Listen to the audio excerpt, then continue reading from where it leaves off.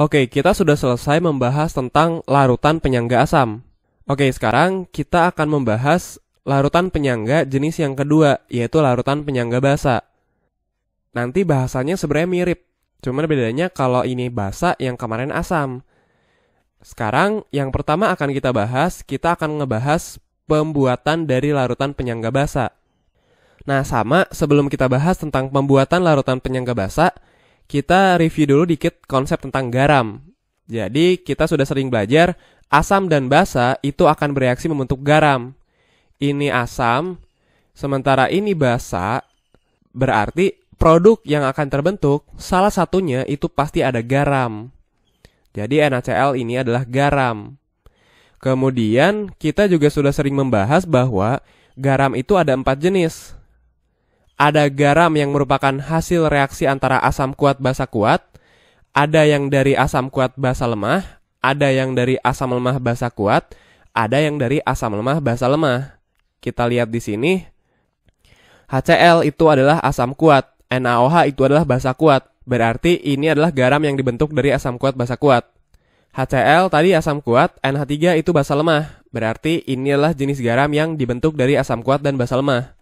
Kemudian CH3COH itu adalah asam lemah, NaOH itu basa kuat, berarti garam ini adalah garam yang dibentuk dari asam lemah dan basa kuat.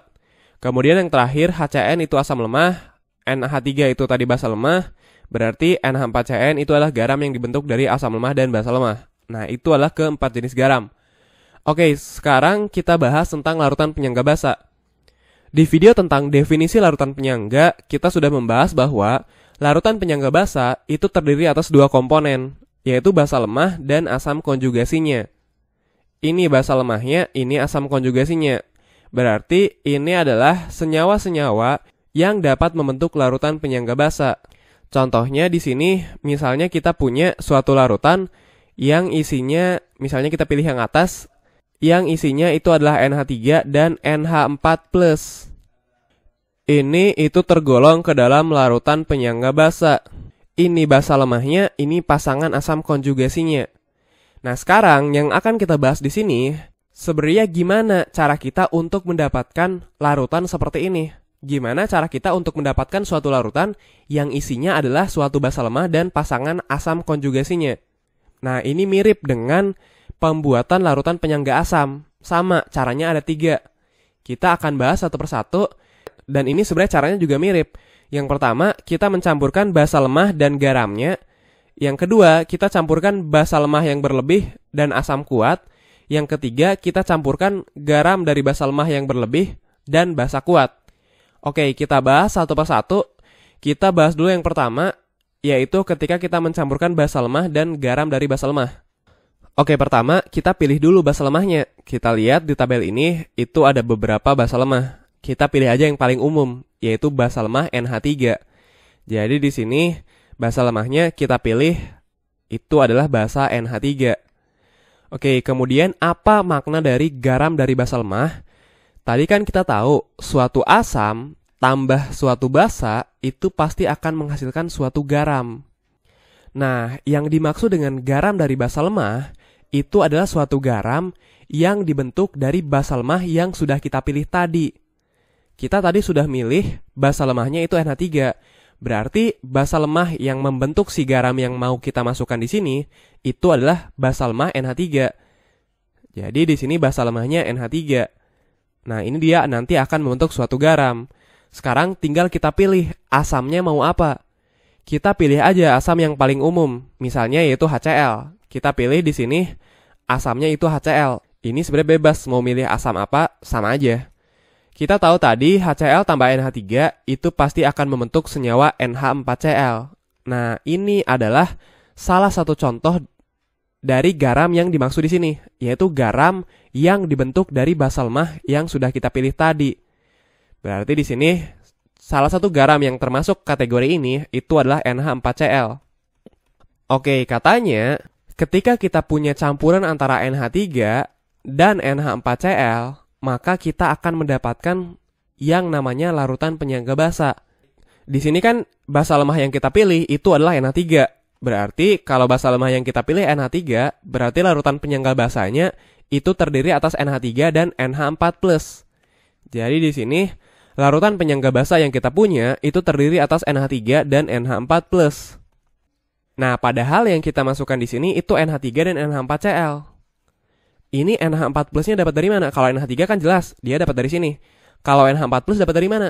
Nah, kita tahu, kita sudah sering belajar, terutama di bab sebelumnya tentang hidrolisis, bahwa suatu garam itu kita anggap terionisasi sempurna. Nah, ini kan suatu garam, berarti garam ini bisa kita anggap dia itu terionisasi sempurna. Jadi, si garam NH4Cl ini, dia itu bisa terionisasi, NH4 dan Cl-nya bisa terpisah, membentuk NH4+ dan Cl-. Nah, jadi ternyata NH4 di sini, itu ternyata berasal dari sini. Berasal dari hasil ionisasi dari garam NH4Cl yang kita masukkan ke sini. Dia akan terionisasi, salah satunya itu membentuk ion NH4+. Sehingga nanti di dalam ini, itu ada NH4+.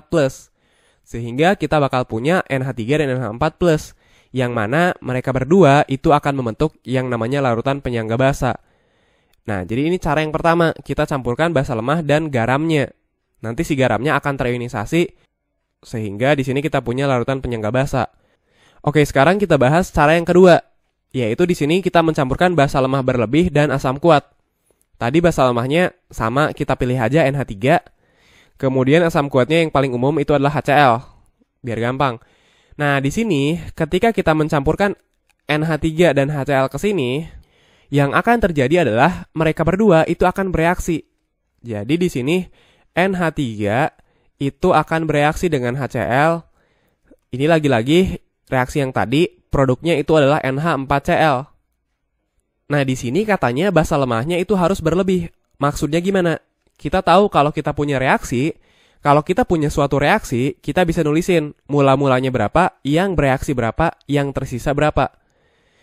Kita misalkan aja NH3 di sini, yang kita masukkan ke sini itu sebanyak 4 mol.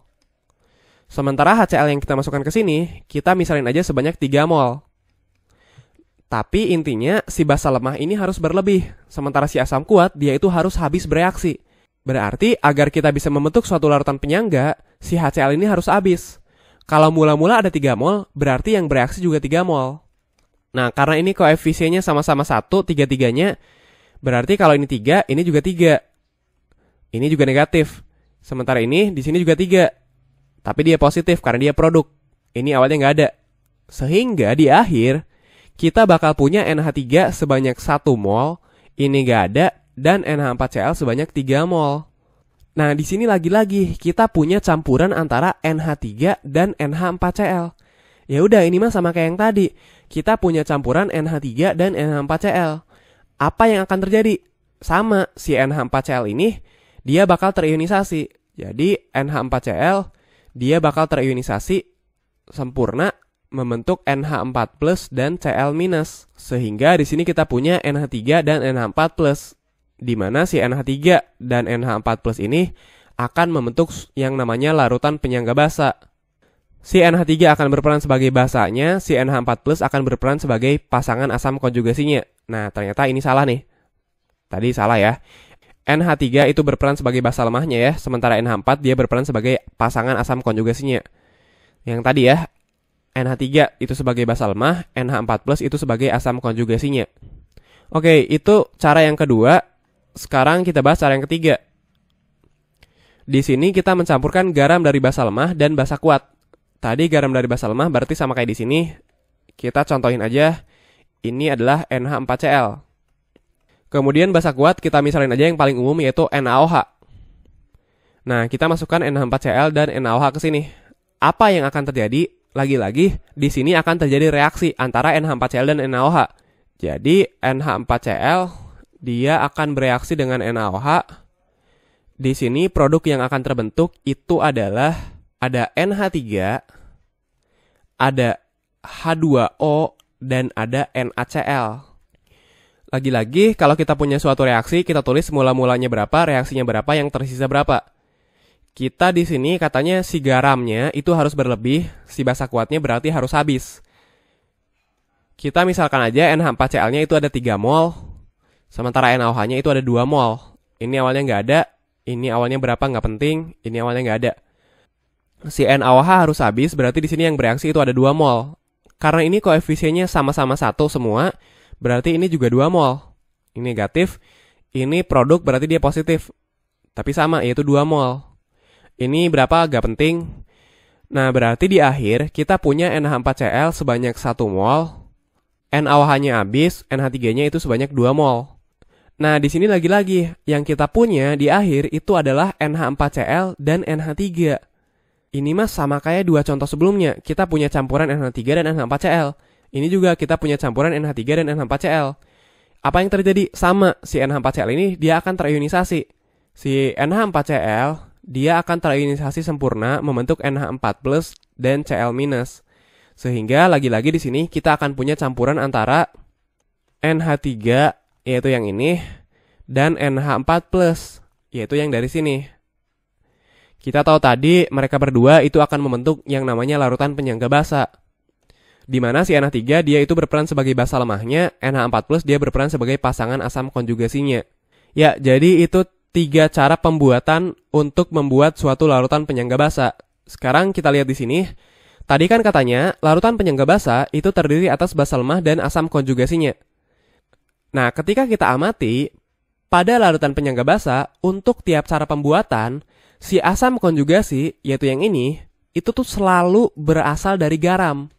Jadi, si NH4+ ini, si asam konjugasi ini, dia itu selalu berasal dari suatu garam. Kita lihat, untuk cara yang pertama, NH4+ ini dapat dari mana? Dapat dari ionisasi garam. Begitupun di 2 cara lainnya. NH4+ ini dapat dari mana? Dari ionisasi garam. NH4+ ini dapat dari mana? Dari ionisasi garam. Nah, jadi sebenarnya si asam konjugasi itu selalu berasal dari garam. Sehingga sebenarnya statement yang atas bisa kita tulis ulang sebagai berikut. Jadi larutan penyangga basa itu terdiri atas basa lemah dan garamnya. Nah, di mana si garamnya ini dia akan terionisasi, salah satunya itu membentuk asam konjugasi dari basa lemah ini. Oke, jadi itu tentang pembuatan larutan penyangga basa. Jadi dia itu terdiri atas basa lemah dan asam konjugasi. Cara pembuatannya ada 3, ini yang pertama, yang kedua, yang ketiga. Nah, kemudian yang penting, si asam konjugasi yang ini, itu ternyata selalu berasal dari garam. Sehingga bisa kita sebut juga, si larutan penyangga basa itu terdiri atas basa lemah dan garamnya. Oke, jadi itu tentang pembuatan dari larutan penyangga basa. Setelah ini, kita akan membahas tentang pH dari larutan penyangga basa. Jadi, ketika kita punya suatu larutan penyangga basa, gimana cara kita menentukan pH dari larutan ini? Nah, itu yang akan kita bahas di video setelah ini. Kita akan membahas pH dari larutan penyangga basa.